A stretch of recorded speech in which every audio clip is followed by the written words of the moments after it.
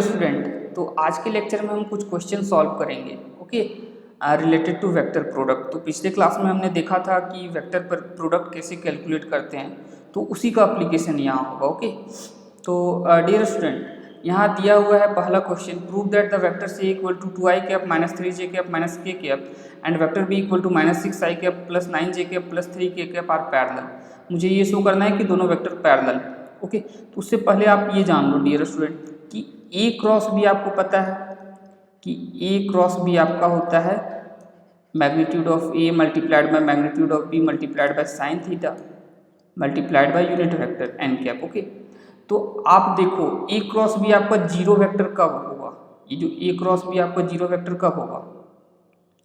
जब आपका dear student sine theta zero होगा। क्यों? क्योंकि ए क्रॉस बी आपका जीरो कब आएगा? जीरो वेक्टर जब साइन थीटा जीरो हो, क्योंकि ये तो नॉन जीरो है, मैग्नीट्यूड ऑफ वेक्टर ये भी आपका मैग्नीट्यूड ऑफ वेक्टर बी, ये भी तो नॉन जीरो है। ठीक है, यहाँ देखो आप, और ये तो यूनिट वेक्टर है एन कैप, तो ये भी नॉन जीरो है। तो जीरो कब होगा ए क्रॉस बी? जब आपका साइन थीटा जीरो। आई बात समझ में?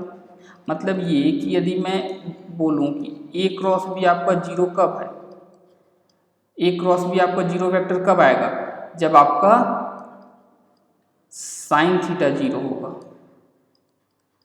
और साइन थीटा कब जीरो होगा? जब आपका थीटा जीरो होगा, है कि नहीं? क्योंकि साइन जीरो आपका जीरो होता है, तो थीटा इक्वल टू जीरो पे साइन जीरो होता है। ठीक है, तो अब जब थीटा इक्वल टू जीरो हो गया, तो इसका मतलब क्या होगा? आपका वेक्टर ए पैरेलल होगा वेक्टर बी के, है कि नहीं? जब दोनों के बीच का एंगल 0 डिग्री हो जाएगा।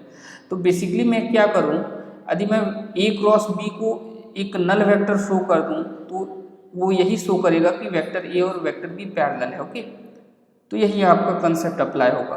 तो चलिए अब हम लोग क्या करते हैं, वेक्टर ए और बी को cross product of vector A और बी को कैलकुलेट करते हैं। ठीक है, ए क्रॉस बी कैलकुलेट करते हैं। तो ए क्रॉस बी क्या आएगा? ए क्रॉस बी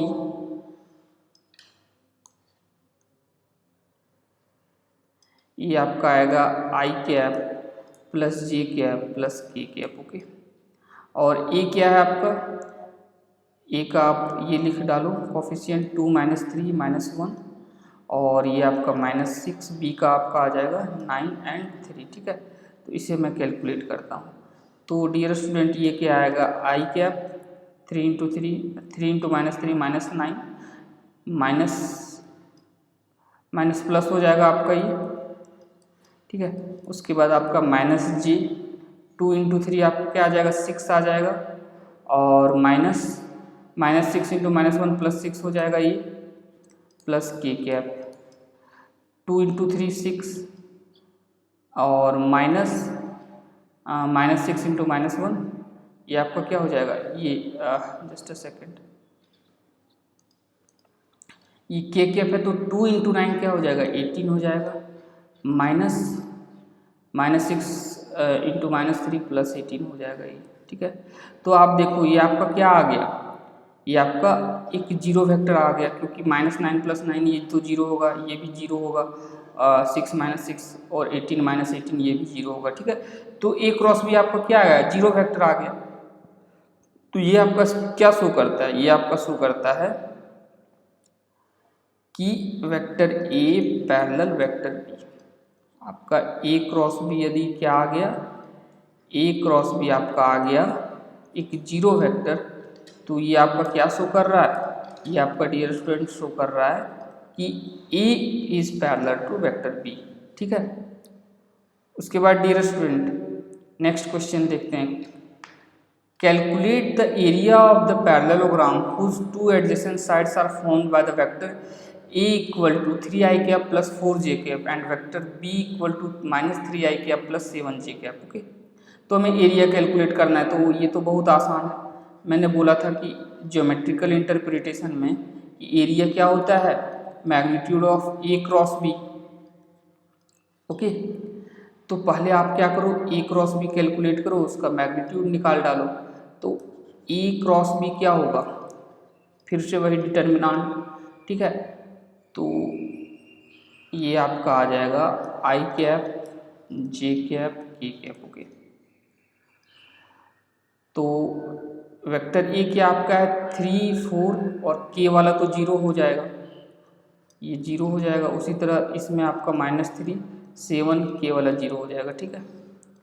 अब इसे मैं कैलकुलेट करता हूँ, तो I cap 0 -0 -j cap 0 -3 into 0 -3 into 0, ठीक है, प्लस के कैप 21 और -21, ये आपका आ जाएगा 21 माइनस माइनस प्लस हो जाएगा आई थिंक, या जस्ट अ सेकेंड, या तो ये आपका डियर स्टूडेंट क्या आ जाएगा, ये आपका आ जाएगा माइनस माइनस प्लस होके 12 आ गया ये, ठीक है। तो ये आपका क्या हो जाएगा, ये आपका हो जाएगा 33 के कैप, ठीक है, ठीक है। तो एरिया के लिए मुझे मैग्नीट्यूड चाहिए ए क्रॉस बी का, तो मैग्नीट्यूड हम लोग कैसे कैलकुलेट करेंगे, वही कॉफिशिएंट ऑफ आई कैप का जो कॉफिशिएंट होगा उसका स्क्वायर, तो वो तो 0 है, जे का भी 0 है, बस के का है, दैट इज़ 33 स्क्वायर।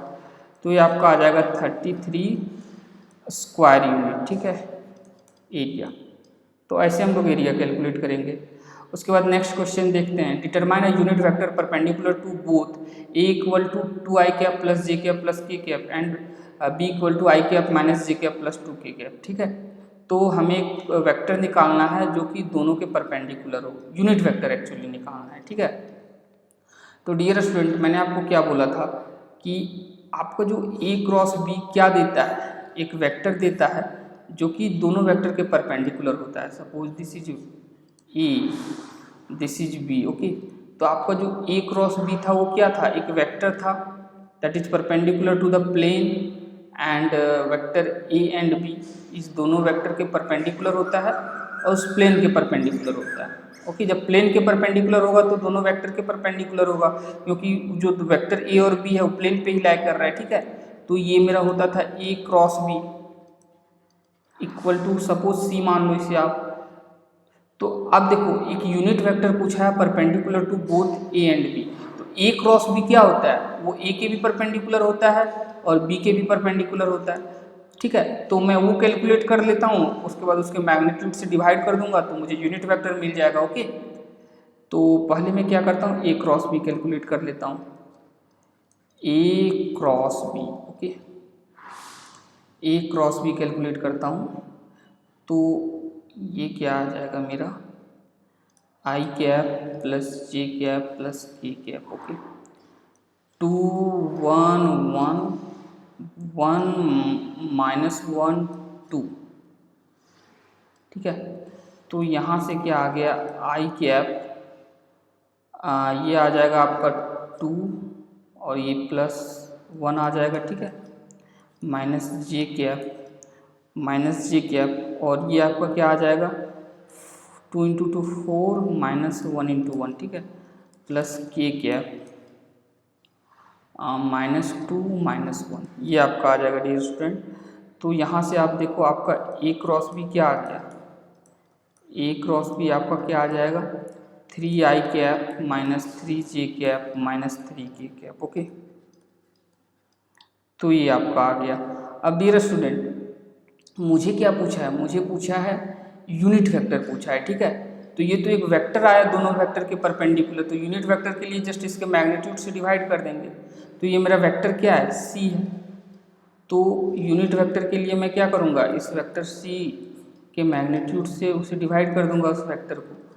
तो ये आ जाएगा 3 आई कैप -3 जे कैप -3 के कैप, और मैं क्या करता हूँ इसे डिवाइड कर देता हूँ उसके मैग्नीट्यूड से। तो 3 स्क्वायर प्लस -3 स्क्वायर प्लस ये -3 स्क्वायर, ठीक है। तो ये माइनस माइनस प्लस ही हो जाएगा स्क्वायर होने के बाद। तो जब ये नीचे क्या आ जाएगा 27, ठीक है, और उसे हम लोग 3√3 लिख सकते हैं, ठीक है। तो ये आ जाएगा 3 आई कैप, या 3 आप कॉमन ले लो, जस्ट अ सेकेंड, 3 आप क्या करो कॉमन ले लो, तो आई कैप -जे कैप -के कैप, ओके, डिवाइडेड बाय 3√3। तो ये कैंसिल हो जाएगा। तो मेरा जो यूनिट वेक्टर आएगा वो मैं यहाँ लिख देता हूँ, वो आ जाएगा मेरा 1/√3 1/√3 जो मेरा ये सी कैप आएगा यूनिट वेक्टर, ठीक है, 1/√3 आई cap minus J cap minus के कैप, ओके, यही आ रहा है। ओके, तो ये मेरा आ गया, मैंने इसे यहाँ लिख दिया, तो ये मेरा फाइनल आंसर हो गया। ओके, उसके बाद डियर स्टूडेंट नेक्स्ट क्वेश्चन देखते हैं हम लोग। नेक्स्ट क्वेश्चन क्या है, find a vector whose length is 7 and which is perpendicular to each of the vectors, vector A equal to 2i cap minus 3j cap plus 6 cap and vector B equal to i cap plus j cap minus 3k cap, okay, i cap plus j cap minus k cap, okay. तो dear student मुझे क्या find करना है, एक vector find करना है। क्या find करना है, एक वेक्टर फाइंड करना है जिसका मुझे लेंथ दे रखा है, लेंथ बोले तो मैग्नीट्यूड दे रखा है, ठीक है, and which is perpendicular to each of the vectors A और बी। तो डियर स्टूडेंट सपोज करो कि required vector, just let the required vector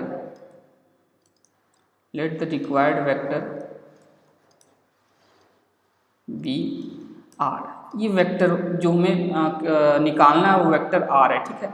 तो डियर स्टूडेंट इस वेक्टर आर को कैलकुलेट करने के लिए हमें क्या ज़रूरत होगा, इसका मैग्नीट्यूड जो कि दे रखा है 7, ठीक है, और डायरेक्शन बोले तो unit vector, magnitude multiplied by unit vector, ये आपका क्या होता है, कंप्लीट वेक्टर होता है। अब डियर स्टूडेंट सारा जो कहानी है वो यूनिट वेक्टर कैलकुलेट करने में है, क्योंकि मैग्नीट्यूड तो दे रखा है, ठीक है। तो यूनिट वेक्टर कैसे कैलकुलेट करेंगे, तो यूनिट वेक्टर हम लोग कैलकुलेट करेंगे जस्ट उस डायरेक्शन में मुझे वेक्टर चाहिए और उसके मैग्नीट्यूड से डिवाइड कर देंगे। तो किस डायरेक्शन में चाहिए, परपेंडिकुलर टू, यूनिट वेक्टर किस डायरेक्शन में चाहिए, perpendicular to vector A and B, क्योंकि उसी डायरेक्शन में मुझे वेक्टर चाहिए, तो यूनिट वेक्टर भी उसी डायरेक्शन में चाहिए, perpendicular to vector A and B. तो आपके दिमाग में ये क्लिक कर गया होगा कि दो वेक्टर है, वेक्टर ए और वेक्टर बी, ठीक है, तो मुझे क्या चाहिए, यूनिट वेक्टर इसी के परपेंडिकुलर चाहिए। तो ए क्रॉस बी तो इसी के परपेंडिकुलर होता है ना। आपको पता है कि ए क्रॉस बी जो होता है आपका, ए क्रॉस बी ये वेक्टर और ए और बी के ही परपेंडिकुलर होता है। Suppose this is vector C, ठीक है, इसी दोनों वेक्टर के परपेंडिकुलर होता है। तो मैं ए क्रॉस बी निकाल लेता हूँ तो मुझे वेक्टर पता चल गया, और यूनिट वेक्टर के लिए उसके मैग्नीट्यूड से डिवाइड कर दूंगा, ठीक है। तो क्या करता हूँ मैं, पहले ए क्रॉस बी निकाल लेता हूँ, ठीक है, ए क्रॉस बी, तो ये क्या आ जाएगा आपका, आई कैप जे कैप के कैप, ओके। तो दिस इज योर 2 -3 6 1 1 -1, ओके, ठीक है। तो अब देखो, अब जस्ट मैं यहाँ कैलकुलेट करता हूँ,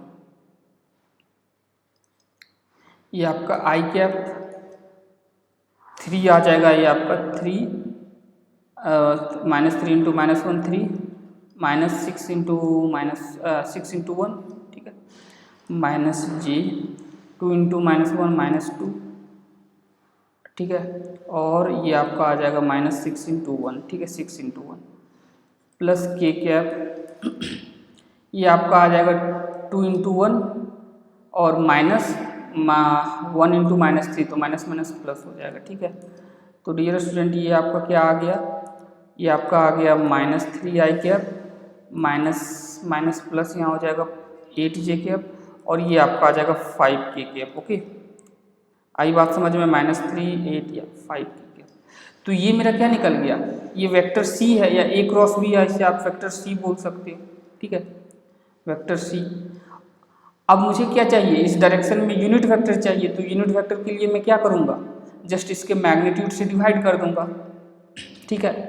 तो जो मेरा रिक्वायर्ड यूनिट वेक्टर है दैट इज आर कैप, वो सी के डायरेक्शन में ही होगा, जो सी के अलोंग यूनिट वेक्टर होगा, ठीक है।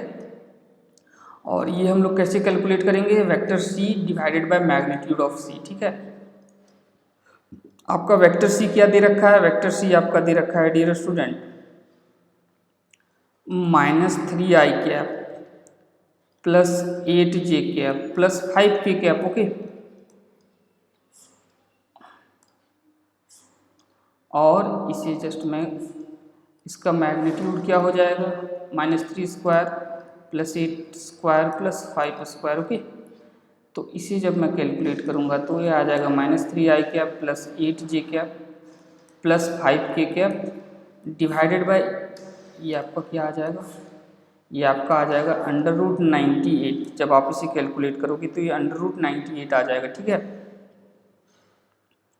और √98 को आप 7√2 लिख सकते हो। तो जस्ट मैं इसे फिर से लिखता हूँ 3i³ + 8j³ + 5k³ divided by ये आपका 7√2 है। ठीक है, तो ये मेरा क्या आ गया r कैप आ गया। तो आप वेक्टर नहीं निकाल पाओगे, vector r = magnitude of vector r जो दे रखा है 7, और यूनिट वेक्टर मैंने कैलकुलेट कर लिया। ठीक है, यहाँ से मैं बोल रहा हूँ। ठीक है, तो ये तो दे रखा है और ये मैंने कैलकुलेट कर लिया, तो ये आ गया मेरा -3i³ + 8j³ + 5k³ divided by 7√2। ठीक है, 7 कैंसिल हो जाएगा, तो मेरा जो रिक्वायर्ड वेक्टर आ जाएगा डियर स्टूडेंट वो आ जाएगा -3i³ + 8j³ + 5k³ divided by √2। ठीक है, तो यही रिक्वायर्ड वेक्टर आपका होगा। ओके या ओके डियर स्टूडेंट, तो आज के लिए इतना ही, फिर मिलेंगे नेक्स्ट लेक्चर में। या सो बाय एवरीवन।